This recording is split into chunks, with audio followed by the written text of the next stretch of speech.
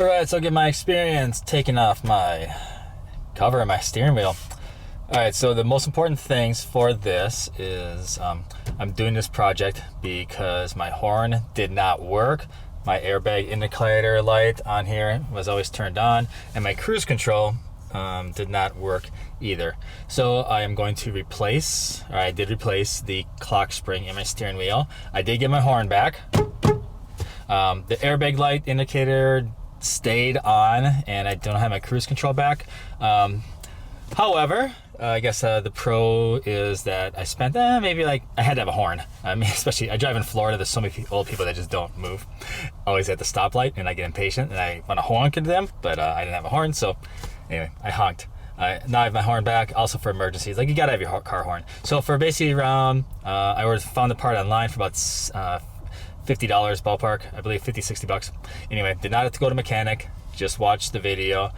The hardest parts is, there's two connectors you'll see that are back in here. Getting those two connectors undone was the hardest part, I thought. You're just gonna have to kind of figure it out. I even looked at the old part to kind of figure out how they went together. The magic was kind of pulling them down, and then, because they were basically kind of, there's a little white plastic bolt, not bolt, but a little white plastic screw, I guess. You pull it down, and then that gives you a little bit more wiggle room to do with your hands. The other part was behind my steering wheel, which was a very easy fix. I found out. Basically, that was when you're taking this off, be careful to look at where that little plastic clip is. It's your key and indicator beep. If that's not in the right place, then it's easy fix, don't get me wrong. I found out it's easy fix, but anyway, so just be mindful about where that little black clip goes to. The other thing, I would not start this process if you do not have, for my van, it was the 8mm socket. So I have a 2004 Ford E-150. Make sure you have the 8-inch socket, because once you take this off, very easy to get this off and very easy to actually get this part just falls right down, and you'll see in the video. But do not start this if you don't have the 8mm for me, or whatever size your vehicle needs. Essentially, you can actually kind of take this off. Once you take these little two things off, if you have a different vehicle, find out what socket you need. Make sure it's a long one too. That was a lifesaver. And make sure, I would not start this project. So once you get this off, then the center steering wheel, I think mine was called a T47 X, or the Rex 47, which is the part that actually is the screw that holds the steering wheel in place. Do not start this unless that is the exact size. So you can actually start the project, but don't go any deeper unless you have the right tools for this. And you'll see the tools coming up, but yeah. And also the pick too. The pick was instrumental for me having it. So those three things: the right socket, mine was, in this case, is an 8mm. The T47, I believe it was called, that unscrews the steering wheel, and then a little small pick. Those three things, I would not even start this project unless you have those three things. Alright, so today I'm going to replace the clock spring in my 2004 Ford E-150 van. So, my battery is disconnected right now. Disconnected the red terminal, but otherwise, if I went like this and anywhere on my steering wheel, the horn did not work. Up here, the little airbag light has been on for like the last, I don't know, 6 months to a year. And my cruise control was not really working anymore either. I know the buttons look bad, but hey, the cruise control is not working. So I am going to replace my clock spring. Let me show you what it looks like. So I'm going to replace this. This is a clock spring. I have never done this before. I do not even consider myself a mechanic, so I guess that says top on it. Anyway, so I have to take off this part, get behind here. I've never done this before, so obviously the fear of, I don't want to mess anything up, but I've watched quite a few YouTube videos on it. Anyway, from my research, it said basically if your horn's not working, if your cruise control is not working, if there's the airbag light on, odds are it is the clock spring. What does this do? You'll have to look it up on your end. I can't tell you what it does. Anyway, I just know it needs to be replaced. I guess it kind of takes all those elements and keeps them together while the steering wheel is turning, apparently. So let's get started. I'm gonna watch a YouTube video quick, another one, and then I'm gonna do this myself. And here are some of the things that I bought. Kind of like a pick tool I talked about. I have a 8mm socket wrench, and I got my ratchet set, and some, I ordered this on Amazon. T45 apparently is the middle screw that you do in there, and some Loctite that I bought in there too. So hopefully with all this I can do it. So step one is I have to remove this part, so I'm gonna do that right now on both sides. All right, that was actually quite easy. I just took this little tool and I got underneath there and pried it off. Did that on both sides. Now I take the 8-inch socket, take the thing off, of course. That goes there, and then ratchet socket it off.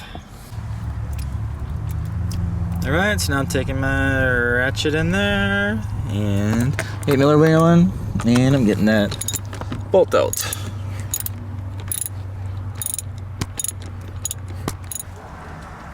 So this is a great shot. I'm actually still on that, and this just comes straight down. Actually, it's gonna fall, so it's likely to fall. It's okay. Don't worry about it. Anyway, I'm gonna remove this bolt. So the bolt's just gonna come out. Use my finger probably, and take that out, and then I'll jump into here. All right, so here's what I'm looking at. So according to the video, this has to come out, and you press in the tabs and it pulls out. I have a pick tool with me to get this undone, and then I guess this comes undone too. So I'm brand new at this. Okay, I'm going in. All right, so this one was a little bit tricky. I had to stick a pick tool in from the reverse angle to pry this up, and then it came out. Actually, it wasn't too bad then. This one came out very, very simple from the top portion. The bottom one is seeming to come out very hard. I'm making an executive decision here because I've never done this before, but I think I'm gonna leave that one actually connected at the bottom, and then because it's so far it does not coming out easy, so we'll see what happens. And it seems that I can pull the steering wheel off, and the cable should go through that hole. So anyway, I'm going on to the next step, but that's where I'm at so far. It is time. I've got my Torx T47 on my ratchet, and I'm gonna go in there, and this is the part I'm most nervous about. So I can already see my clock spring right there in the back where my finger is, and anyway, so I'm hoping the steering wheel comes off nice and easy. But I'm gonna start, I'm gonna put this in there and loosen it. See, it was tight. I did put my, it was tight. I put my legs on the steering wheel, and I am able to loosen it. So, but anyway, it was tight for sure. But get it off. All right, so that middle screw is out, and you can tell how that's on there. I'm going to, it's now time to pull the steering wheel. I'm just kind of tapping it. Try to loosen up a little bit. I am so freaking nervous for this part right now because I've never done anything like this before. I am not a mechanic. Oh, I dropped blood. Nice. But yeah, how many times I'm not a mechanic, how many times you pull a steering wheel off a car? All right, so that did not come off as easily as I wanted to. So from O'Reilly Auto Parts, I actually rented 2 steering wheel pullers. I've never used this before. I had no idea what size to use, but anyway, I was able to rent 2 of them, so I'm gonna try them. So thank goodness I rented 2 of them, because this one just seems to be way too flippin' big. I'm gonna try the smaller one now. All right, so the smaller one did seem to go on better, and I'm gonna go find something to put on this, and then basically essentially twist this, and then it pulls on the steering wheel. So I shall return. I just pulled off my first steering wheel from here. Holy crap. There's my old one. Yeah, it comes off with a boom, but thank God I had this steering wheel puller. I don't think I would have got it otherwise. So thank goodness I had this. 1, 2, 3 screws to undo. And then that kind of comes down, that's gonna come off. And I got the 3 screws. One here, And there's one on the inside, and then the steering wheel up and down adjustment, this just twists off. Oh, this is weird. Never done this before. But cool. So that comes down, and that's the steering wheel up and down adjustment, which goes into that hole. So I was kind of nervous about this, so I held this up. That's the old one. This is my new one. So look at my new one. It's got, what does my new one have? Well, it's got the yellow cable in the front and the black cable in the back. Yellow cable in the front, and this has a black cable running from here. This is part of it, and there's connectors in the back. So I'm going to kind of follow those along and disconnect them from the back before the sun goes down. All right, so I did get the 2 clips in the back. Thank you, Lord. Oh my gosh. Little tip. So the clips are actually attached by those little white things. Pull it down, break it on both sides because they're a pain in the butt if you don't do it. So that was a little secret. But otherwise, they were a pain in the butt. So you put one up here, stick this in there, and on the bottom also. And then I'm gonna take it off because I'm in the final step and it's getting dark outside for me. Well, I'm kind of proud of myself.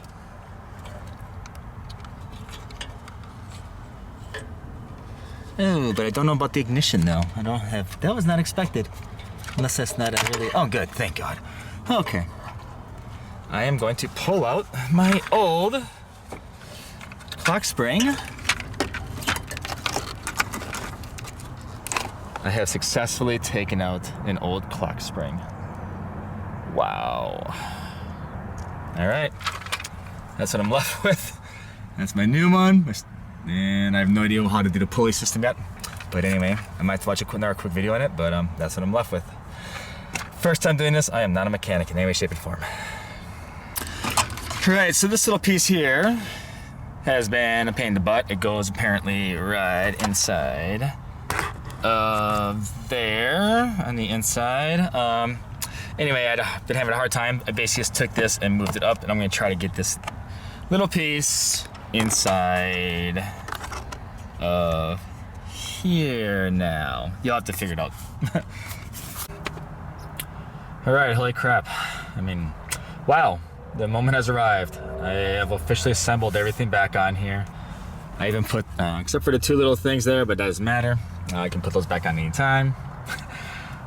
Here's the keys. I have reconnected the negative battery terminal. Here's my key. So, this little part up here, there should not be a little airbag. Hopefully there's not gonna be a little airbag light on. I'm actually gonna stand back a little bit because hopefully the airbag does not pop on this. The keys are not in the ignition yet. That's probably an irrational fear, but anyway, I have no idea what to expect. I just wanna be able to drive again. I have no idea if my horn is going to work or not. So, the key is gonna go back into ignition. And I'm gonna start up and hopefully nothing crazy happens because this is my first time doing this and I had no idea what I was doing. I was just winging it and just trusting that it's gonna work. So 3, 2, 1, starting it up. I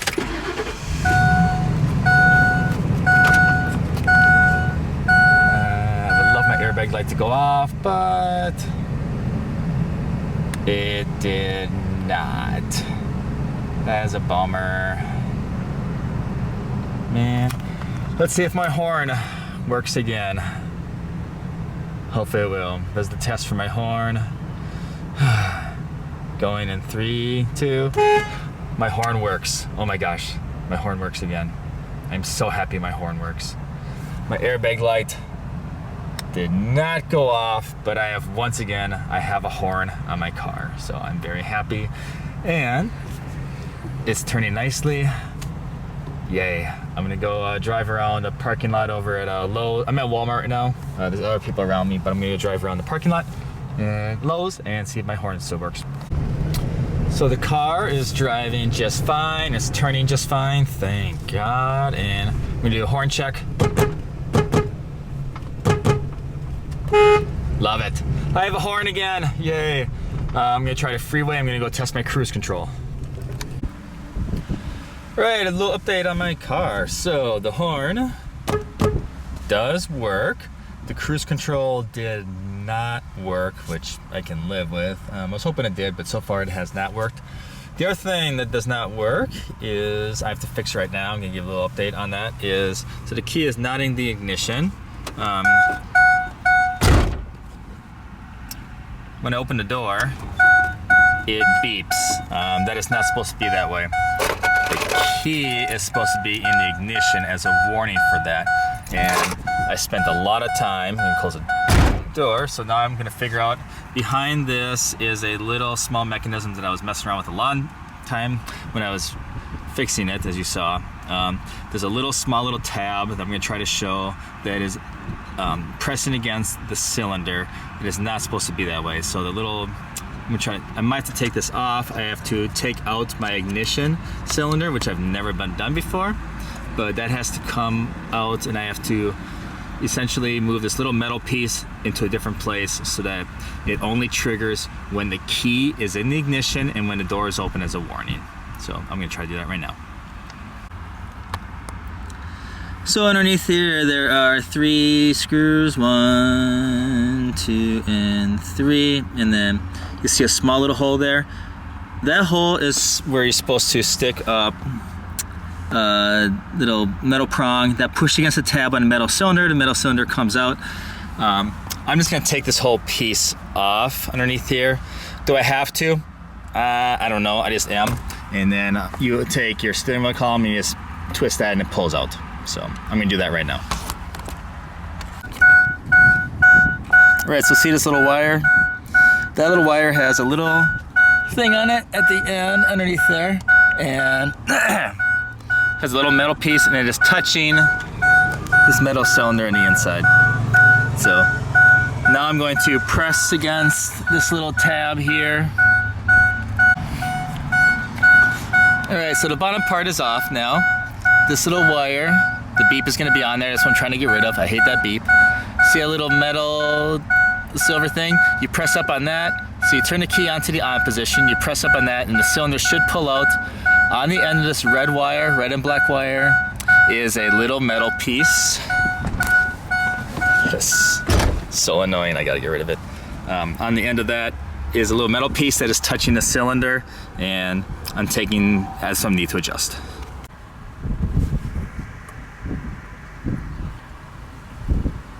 So I'm turning the key in the on position. The door is closed right now. I have one of these devices just to press up against that little metal thing at the bottom. Just trying to choose which is gonna be the best one. I don't know, I guess we'll try this here guy. Keys in the on position. So my goal is to get this cylinder to come out. No idea this is gonna work.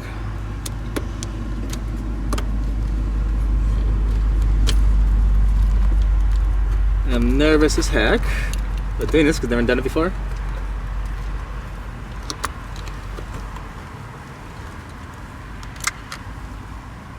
Here's that little tab I was talking about. And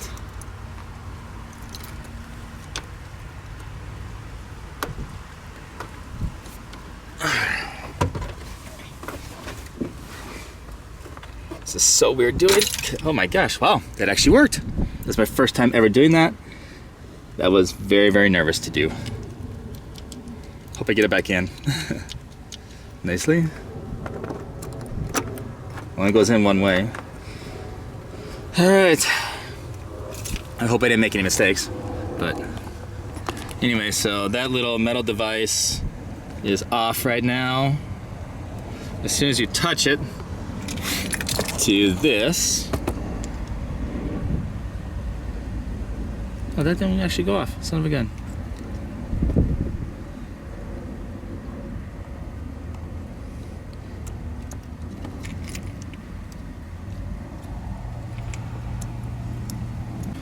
So this is very important. So as soon as you put the key into the ignition, I'll try to show this to you, but I'm learning this kind of as we go too. So see that little part in there? As soon as you put the key in ignition, that pops up, and that's what triggers the beep, beep, beep, beep, beep, the beep, beep, beep, beep, beep sound. I can't demonstrate it, but anyway. So the key would go in there, I'd push up against that, and that pushed against the little metal device. So now I'm gonna try to get that to go back in. I may or may not be able to shoot it, and then that would solve my problem. Guys, we have success. It worked. Keys in the ignition. Door beep goes off. Key is out. No beep. Woohoo! I'm so happy. That was my first time ever doing that. Yeah. Anyway, it is possible. That's the procedure. And the car still. Boom. Back to normal. That's what it is. To accomplish that, I just had a Phillips screwdriver and a little long metal thing. I bought this actually at just an auto parts store. And it came with a precision file kit. I just bought one of those just for a long pointy thing. And the only purpose of this is to press against that little metal tab at the bottom to release the cylinder to pull out. That's the purpose of that. Good luck. It works.